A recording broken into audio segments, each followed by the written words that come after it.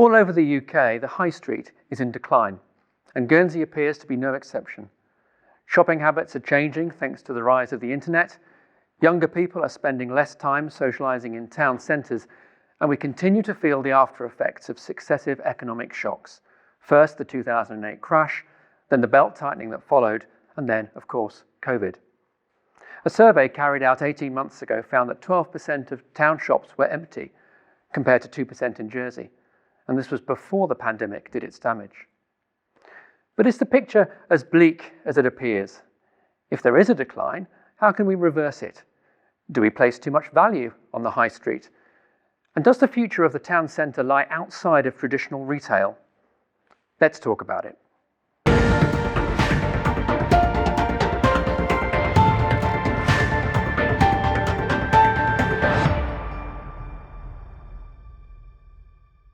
Joining me today on my trip into town, Jonathan Creasey, director of an iconic local family business and chair of the Guernsey Retail Group, which promotes a strong and healthy retail sector.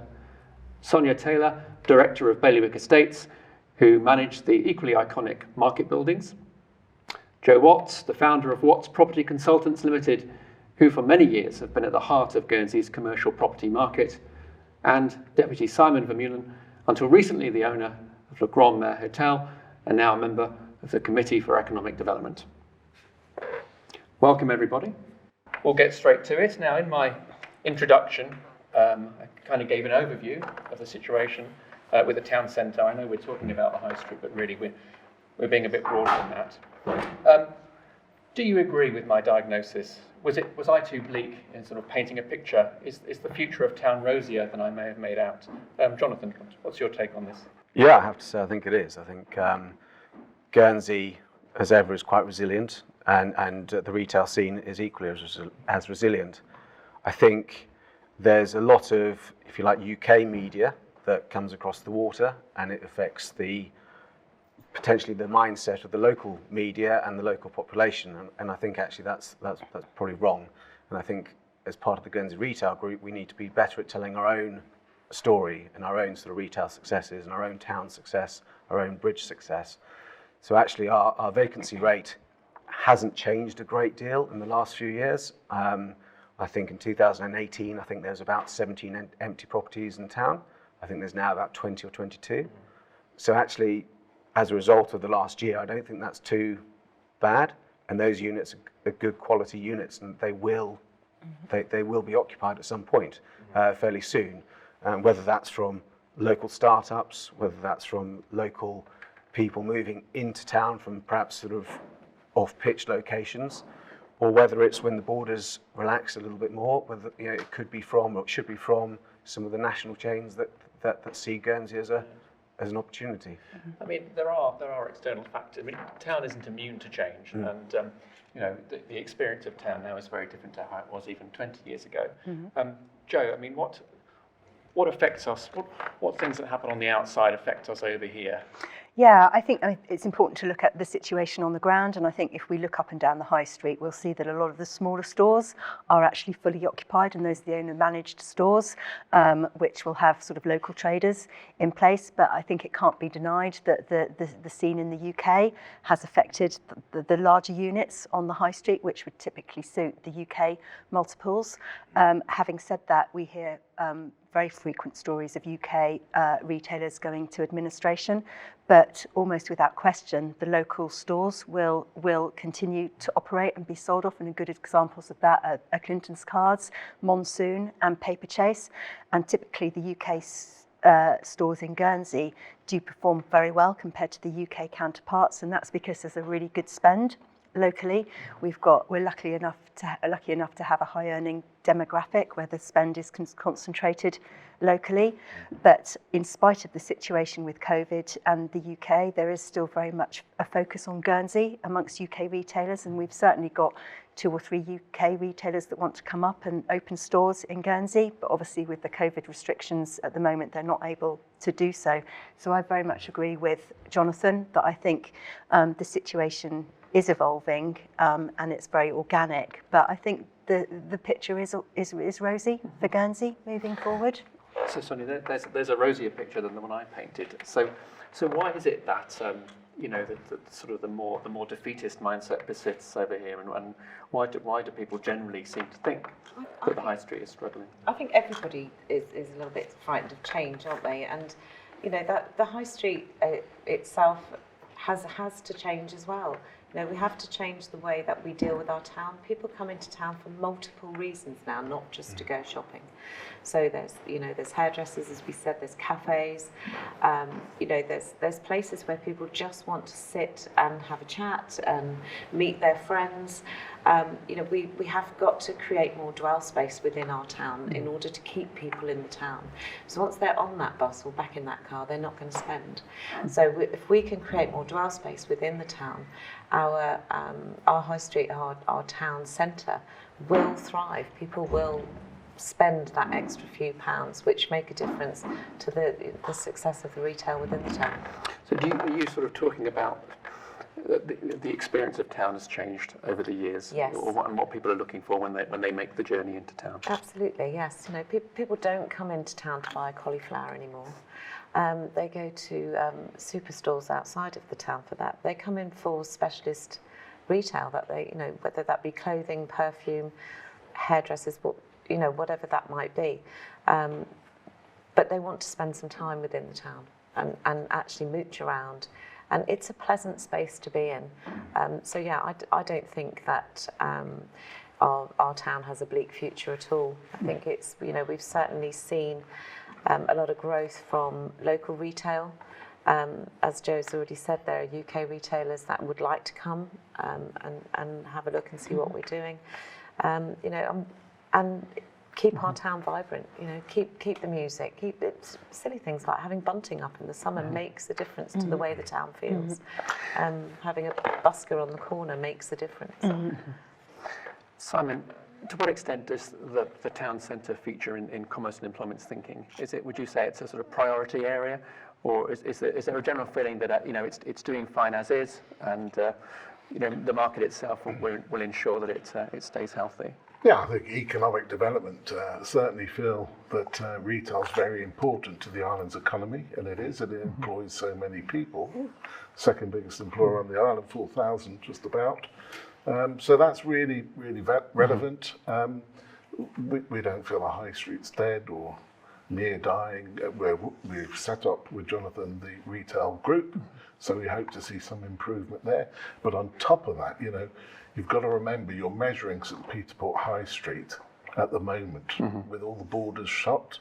And there's so much more. Unfortunately, when those borders open up, we've made a few mistakes in the past with perhaps not having the right connectivity at the airport, but perhaps with a longer runway, with the borders open, with the boats and the visitors coming, we can attract more visitors and push them up through the high streets so that they can have the experience of our wonderful pubs, our restaurants, which you'll find, the retail experience. It's a great array of things that are on show in town. So a relatively unnatural state of affairs at the moment because of the wider issues in the pandemic, but you're predicting a sort of a healthy return to normal and beyond. I think the island's really going to bounce and will benefit from being so safe, a safe destination, open spaces to come and visit. What's not to love.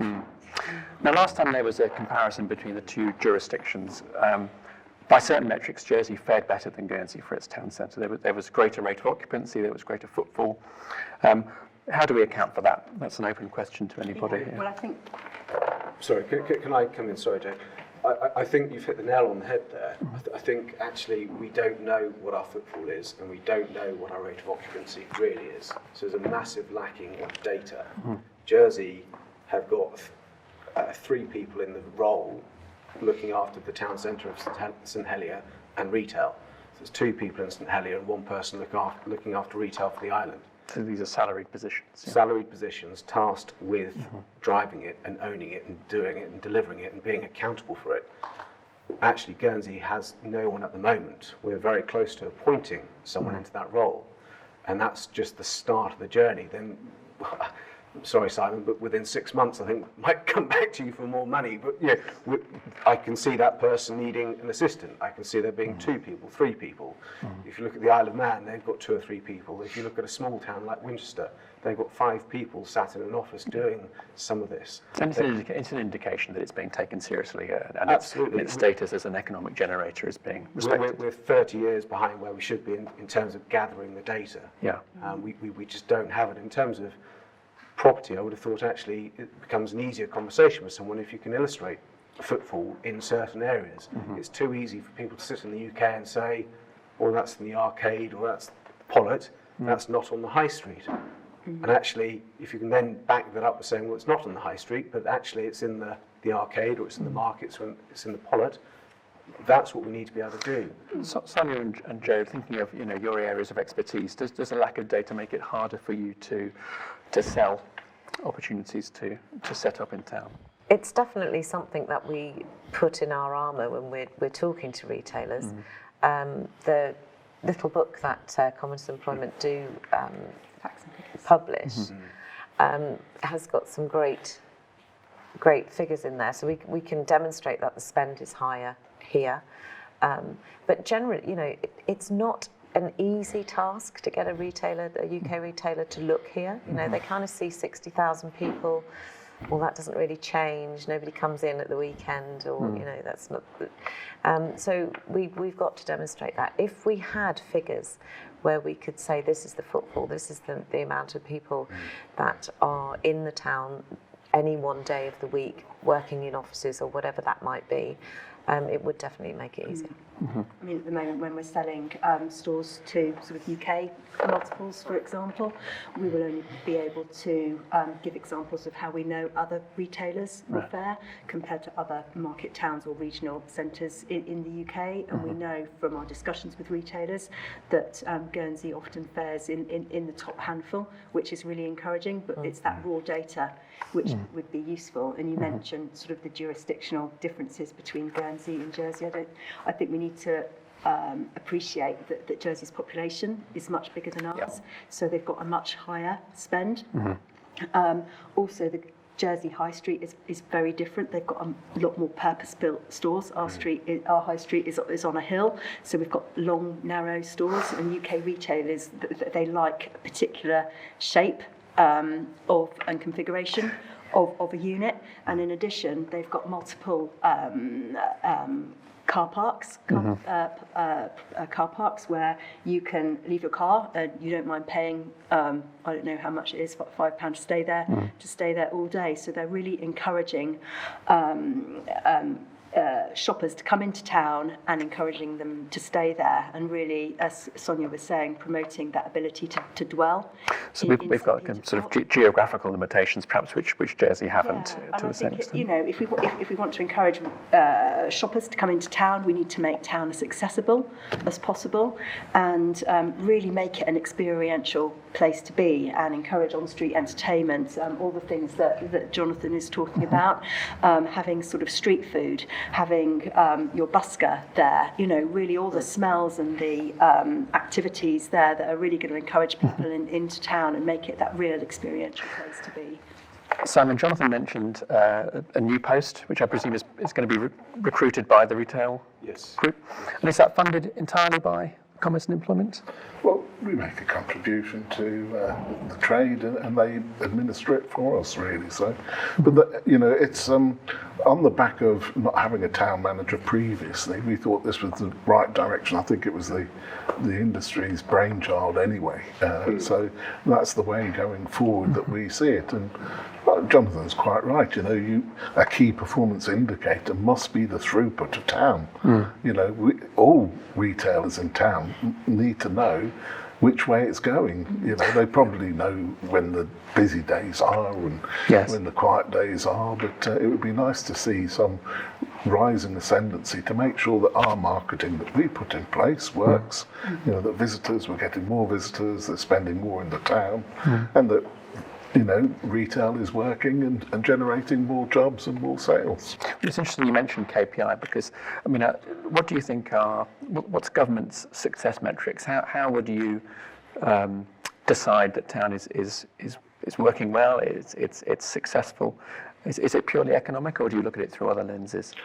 I think we're in regular contact with the industry, and you need to be, especially through the pandemic which we've just been through. So whether it's construction, retail, or tourism, we've really kept in contact with the trades and the industries. So we've been there all the way through, and now with the next lens, which we're going to look through, is the bounce, when things start to come back and start building. So perhaps anybody thinking of opening up a shop at the moment or going into it, now's a very good time to acquire some premises, I think.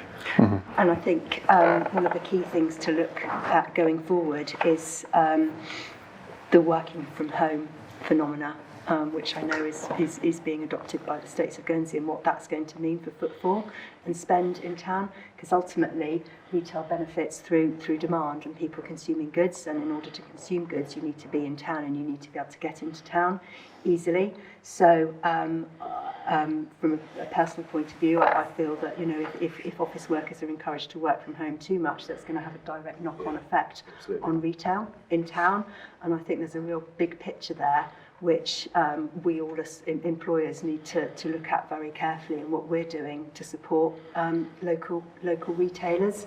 And I think that's something that needs to be considered as the bigger picture and the impact that could have in town going forward. And I know certainly Boris Johnson has been encouraging the civil service to get back into the centre of London as quickly as possible, because of the impact that has on buying your morning coffee, buying your bacon butty, buying your sandwich, or meeting your friend for lunch and doing your jobs.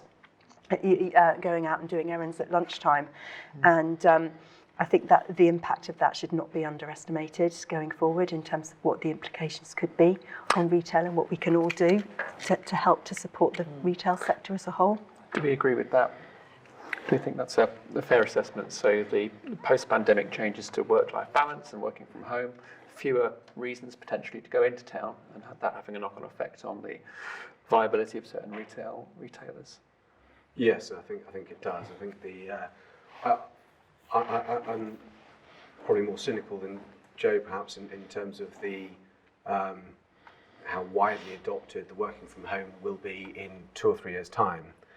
And actually, very early on in the first wave, if you like, actually people were enjoying working from home. It's the novelty factor. And now, actually, a year on, I think there's a greater move for people wanting to be back in the office, for that social interaction with their work friends, for the culture that gives the office environment, for IT security, for all sorts of reasons. Actually, the office does a really good job. So I actually don't think it's broken. It might be that actually people have the flexibility to work from home, maybe 1 or 2 days a week, that they wouldn't have had previously. But, if as a customer of an insurance provider or of a bank, I quite like the fact that actually my details are kept behind, an office, that environment. There's so much noise and nonsense around GDPR. I can't believe that it's now acceptable to have that information on someone's dining room table next to their husband or wife or their kids, sharing or having access to potentially that sort of data. And our main sector in Guernsey is financial services. That probably lends itself less to working from home than some other industries that would benefit from it, perhaps. So you think maybe the extent to which working from home becomes the new norm may have been exaggerated? I think it will sort of come down. And I think if you were outside or just inside the M25, actually, that's brilliant. If you can work from home and not commute an hour in, an hour back, plus, daily, that's a massive, massive time saving for you. Actually, you don't have that in Guernsey. There is traffic, of course there is, but it's not really to the same extent. That commute is not the same. So the pushes and pulls, I think, are very different. So again, I think it's about telling the Guernsey story, and not, if you like, the Daily Mail, sort of UK mass media type approach. Just talking of working from home, I'm sure there'll be people at home watching this and thinking, the four of you are painting a rosier picture, as we said earlier, which is good, it's what we want to hear. But at the same time, there are shops empty, there are always shops empty. So if I said to you, why is that? Why is it difficult to reduce the number of unoccupied shops? What's stopping people opening up or moving into new premises, and what's stopping new entrepreneurs coming in or new startups? What are the impediments to that? There's lots of reasons, to be honest. There's this myth that landlords aren't there to help. They are there to help, and we've always found landlords very helpful. For new startups, encouraging new business to come in. We need to move a lot more quickly. We need to have a better dialogue with government on things like change of use, planning applications, fit out.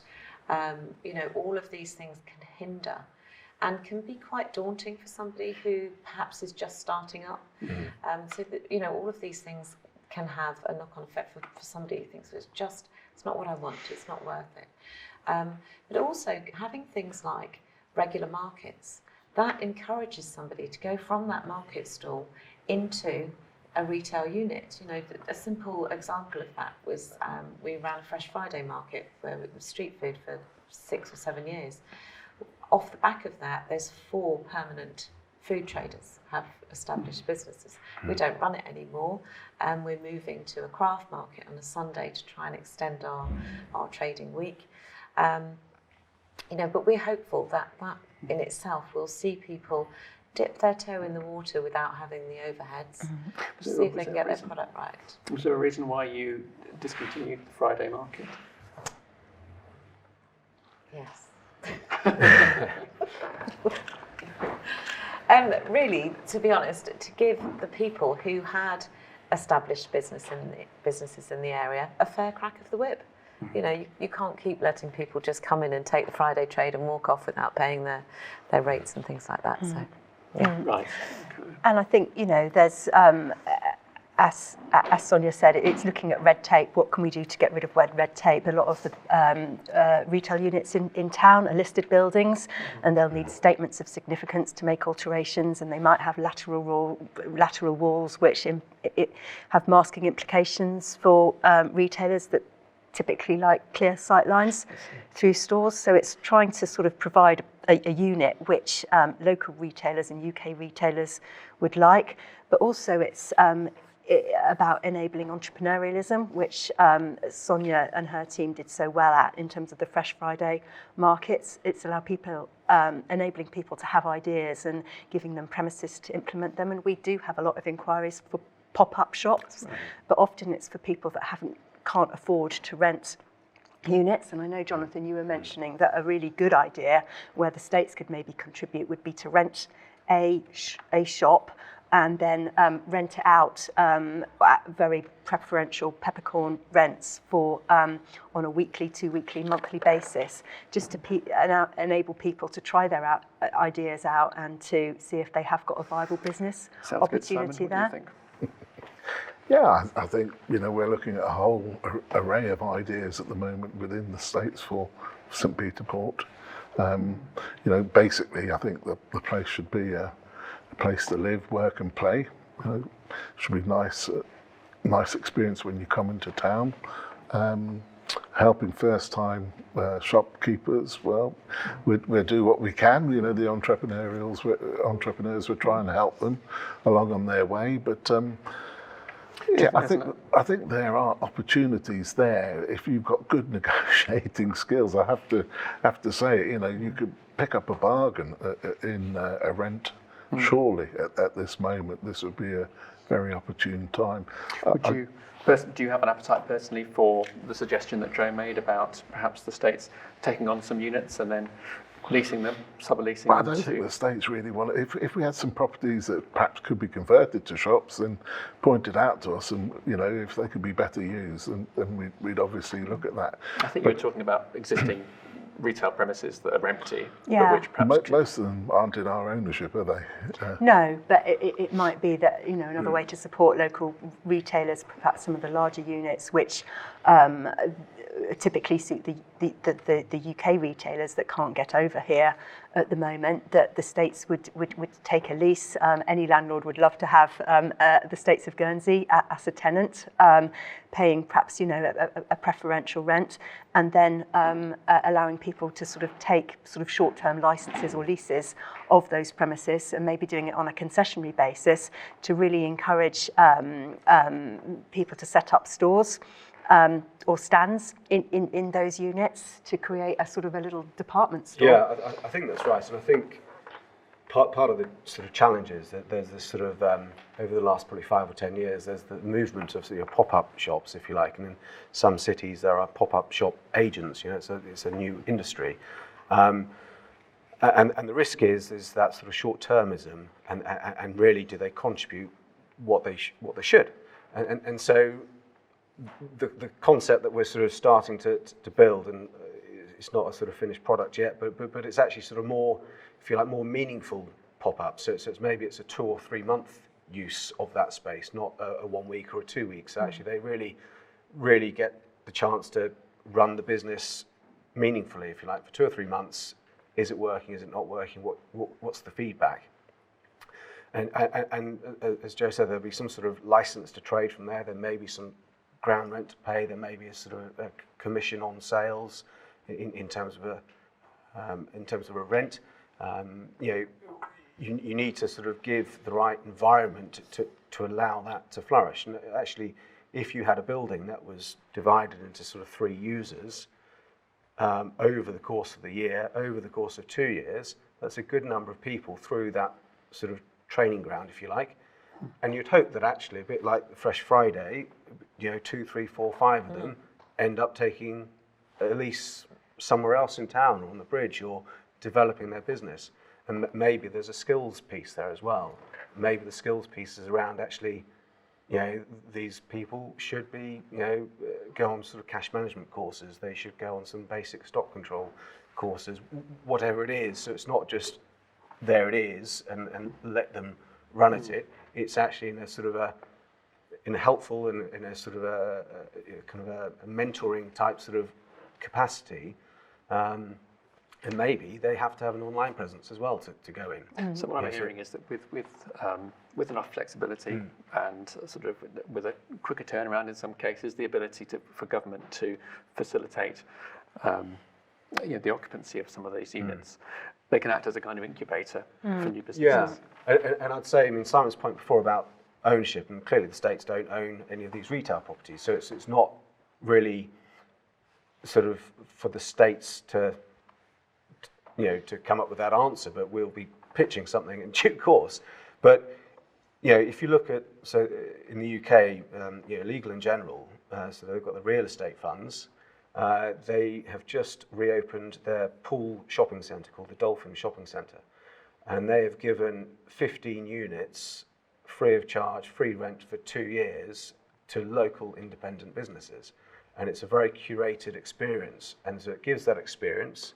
It's fishmonger, hairdresser, maker, baker, it's the whole mix of things. I think there's even a distillery of some sort within the 15 units. And that enhances the attractiveness of going to that centre. The bigger guys will benefit from that footfall, and the smaller guys will benefit from. There's a real sort of play on it. So I think it is about we need to find incentives for people to come in. I think every report that's been written in the last 10 years, there's sort of 2 common themes that come out of it. Whether it's a Mary Porter's report or whether it's a 2013 Guernsey report.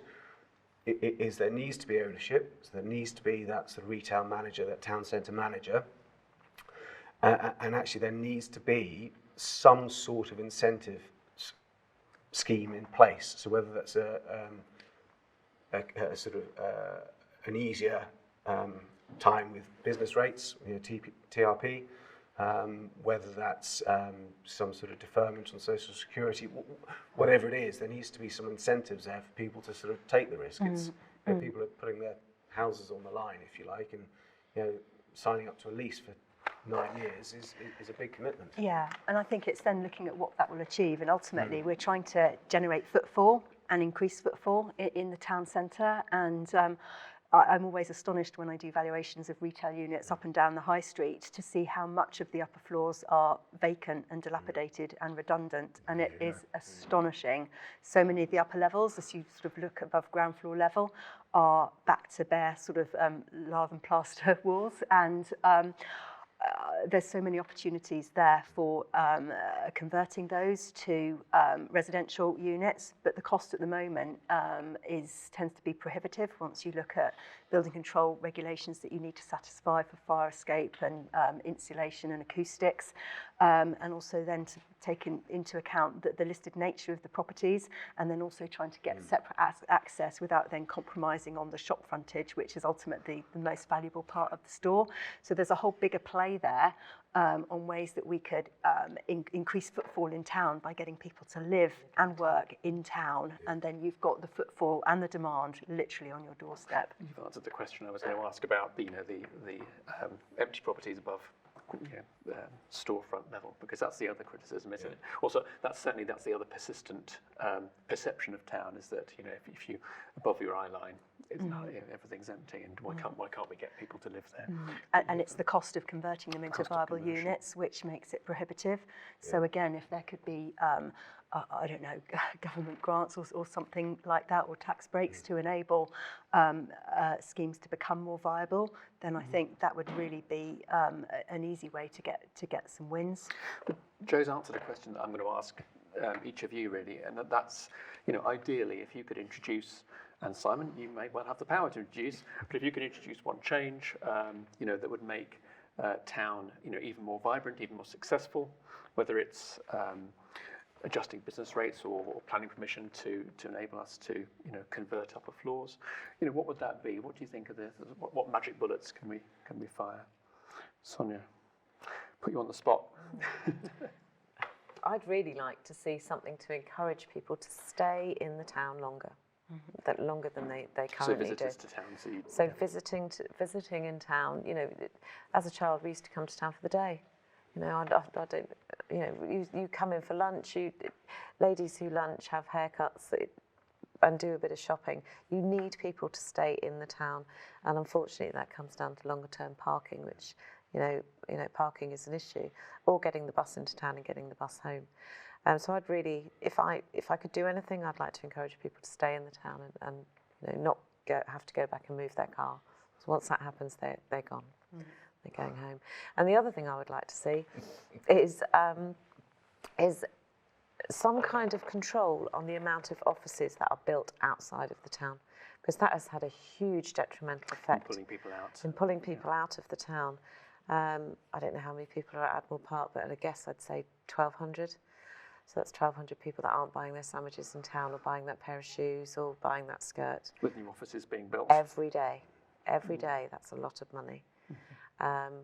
So, I'd like to see the town, the buildings that we have got in the town, not necessarily lose their historic facade, but let something happen behind that facade that is to today's standards, to what people want to use that space for today, even if that means joining above eyeline, joining those buildings together, but keeping that facade, to encourage people to work, live in the town, and use the facilities that are within it.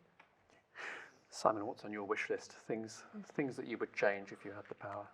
Oh, there's no limit to them. There's no limit to them. Well, certainly there are things that need to be improved. I mean, a small thing. We've got a visitors' marina right outside our town, and yet, if I buy my petrol in Jersey Harbour, it's tax-free.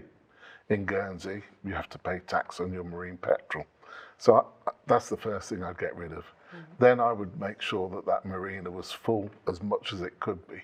Really drive the blue economy, get visitors over and push them up through the high street into our restaurants, into our shops, hairdressers, everything, So that's the start of it. Town always gets hijacked by parking. Any town debate gets hijacked. I think a lot of people would like to see underground car parking. A lot of people feel they miss the opportunity with the QE2 to perhaps produce a reduced level there.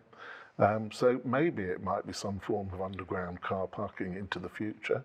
But we've got to, and then when we look at the regulations, the building regulations, the use classes, absolutely we've got to look at those. And I know they are old buildings, but they mustn't be allowed to become dilapidated and redundant and, you know, places that people don't want to visit. They've got to kind of keep up with the time. So we need a mini makeover, really. And I think the states have looked, or they're looking at 3 areas of town called the gateways in this, you know, this makeover that they're looking for the forward plan for some people. Redevelopment, isn't it? Yeah. Thank you. And Jonathan, you've got the voices of many retailers sort of flowing through you as well. So what, on their behalf and personally, what would you see change? Yeah, well, for fear of sounding like a broken record and without hijacking the debate and bringing parking into it, there is absolutely a direct relationship between availability and location of good parking and the success of any town. So actually, our parking is substandard and we don't have enough of it. So you know, on both piers at the moment, there's potholes. It's difficult to find a space. You know, we don't have family-friendly spaces, for example. Any modern town, forward-thinking town has that in mind, and we're trying to make town a family-friendly environment and go back to that sort of day out, that type of experience. You know, we've got 3 kids. You know, we have 3 car seats. Therefore, we've got a big car. Therefore, parking on either pier is actually just not possible. You know, it's just very. So there's actually little things, as well as the big thing of we do need that bigger problem resolved of parking. It's not good enough to simply expect people to jump on their bike all the time or use the bus. I mean, the bus service is actually pretty good. I think the bus terminus is very, very weak. And again, it's about the experience, the journey of arriving in town. The sense of arrival should be better than what they get at the bus terminal. So when you say the terminus is weak, that's what in terms of its aesthetics and its design and its size. And yeah, absolutely. I mean, if you're waiting for a bus, you know, you might be lucky to stand underneath a bit of shelter, and you might be lucky not to be next to someone who's smoking. And actually, in today's world, we need, if we're encouraging people onto the bus, we need that whole sort of journey from that sort of waiting for the bus, if you like, on. So once you're on the bus, fine, no problem. So whether that bus terminus is in the right place, is there a better place? Is there a better place for the taxi rank? I think probably. And then it's introducing better, friendlier spaces. At the moment, there's a lot of talk of sort of pocket parks, and they're literally, you know, small areas of a pavement that's turned into a play area, or put some fruit trees up or something, but it softens it. And actually, it's just another reason for people to dwell, and they stay there for lunch and then do a bit more shopping. So we need to address that. Say it's the dwell time, but it's just linked to parking. I think the listing. I don't fully understand the listing requirements and how it works, but for example, we've got a building in Smith Street, Creasey's home, which is a lovely building from the outside, and it looks. You know, historically very important.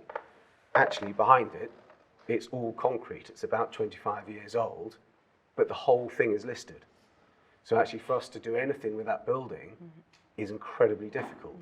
The bit they want to protect, and as owners, we want to protect, is the facade. Great, protect that. Don't protect the 25-year-old concrete building off the back of it. It's meaningless. So I think things have just got sort of snowballed and carried away, and actually, you know, what's the objective? I think we need to ask ourselves, what is the objective, and also ask, what's the objective of town? You know, we focus very much on retail here, and that's absolutely right. It's great from a retailer, but actually, it's about having a dentist in town. It's about having a doctor. It's about having creative industries in town. It's about having an arts centre in town. It's about all those other things. It's the sum of the whole that makes a town and gives it more magnets to draw people in. Well, hold that thought, because that's going to take us to sort of my final question to you all. But I mean, I will say, listening to each of you sort of go through, you know, what could be done and by whom. It says to me the town isn't just sort of geographically and socially at the heart of the island, but it's it connects with so many elements of government and the market, of course. So whether it's to do with parking or to do with planning permission, to do with decisions which influence new offices being created outside of town, there's many ways in which government can gently or more sort of forcefully intervene. It may work, it may not work, but I mean, there's lots of opportunities, perhaps more than people realise, for the state to sort of take a very proactive approach in partnership with the likes of yourselves to sort of steer town in a certain direction. So with that in mind, the future of town, my last sort of request is if each of you can sort of paint me a picture quickly, just a brief one, of town in, say, 20 years' time. If this all works and it all pans out as we want it to, what will town look and feel like in 20 years' time? Well, I would like to see the parking situation having been resolved. I think it would be very encouraging if there was paid multi-storey car parking, because I think people would pay, and I think that will really improve the accessibility of the town centre. I would like to see shopping opening hours changing. I think it's crazy that all the shops are open while people are at work, and I think there's a real opportunity to extend into the evening, but it has to be all for one, and there has to be sign up from all retailers. But I think that's another really easy way to get a quick win, to actually sort of be open longer into the evenings, perhaps later in the morning, so that people can take advantage of their free time after work, and really to see the increase in that street entertainment, that street food, that real vibrancy, back to how it perhaps would have been 100 years ago, when it was a real experiential place to be. So you're describing a sort of accessible town which is which is open, so to speak, for longer in the day. Anybody else want to sort of add some detail to that? There you go. I don't disagree with Joe, actually. I think one of the challenges in that longer opening hours is staffing. And it's incredibly difficult to staff what we're staffing at the moment, and actually extending that and asking those guys to give up their evenings, etc. We just don't have the volume, if you like, of available staff willing to do that, and maintaining a quality of service. But I totally get the point, and I think we should discuss that at future sort of times, because you're right, town's open when everyone's at work, and maybe that changes in 20 years' time. I don't know. I do think town needs to sort of have a better understanding of what it's trying to achieve, if you like, and better kind of perhaps zoning of retail areas and cafe and office locations and residential. But I don't mean residential squeezed in above shops that were appropriate 100 years ago. Actually, most of those buildings are very narrow, as we've discussed, and it's, even if you could convert them, you end up with something pretty pokey and not really desirable. We need to provide proper accommodation, but perhaps that's on the fringes, on the sort of gateways into town, with parking, etc., provided with that accommodation. I lived in Mill Street for probably 2 years, and it's frankly noisy and cold and poorly insulated, and I had access because it was above one of our shops, so it was I was trusted. But actually, outside of that, it's very difficult to let some of these places, because access is a real problem. When we've got this hill, and from experience, it's very difficult and very expensive to knock into buildings because the floors don't line up. Then you end up with change of levels, and it just escalates. You brought a great degree of practicality into that Sorry, sort of boring, picture. Isn't it? Sorry. Lots of small print from Jonathan. Yeah. Thank you. Yes, so 20 years' time, what should town look and feel like? I think I'd like to see the town, lots of entertainment going on, leisure, pleasure, shopping, people meeting up together. I'd like the parking situation sorted out. I agree with Joe. I think that if we had additional parking, paid parking alongside what we've currently got, I think people would pay to be able to stay in town and not have to run back and move their car every 2 hours. I'd like to see that happen, and I'd like to see some of these empty spaces above shops converted to something that is a nice place to live. Thank you. Simon, same question to you. Well, all of what's been said before, obviously, but I'd like to see a vibrant, humming town. And in 20 years, I'd like to think that we've just finished off making our harbour bigger, purpose-built, with a purpose-built pier there for your cruise liner passengers and your moorings there for the bigger yachts that want to visit. And that Guernsey's taken the opportunity to redevelop those piers. It might be yacht clubs, which are, over the water, really top-notch. So a regenerated town, plenty of parking, bigger harbour. That's what I'd like to see in 20 years. Certainly not short of ambition. Thank you, everybody. So I think, well, my takeaway is perhaps the demise of the town centre has been sort of slightly exaggerated. There's lots of ways in which there's lots of opportunities to sort of to make it even healthier, as you say, even more vibrant. But it's going to take, first of all, a sort of strong voice, the strong voice of retailers to make their to be listened to and to make their observations heard. And as we've discussed, lots of opportunities for government to assist along the way and to sort of facilitate some of these changes which you all generally, I think, tend to agree are needed. There's a huge degree of consensus around the table today. Thank you, everybody, for your time, and thanks for watching. And we'll see where the high street goes from here. Thank you.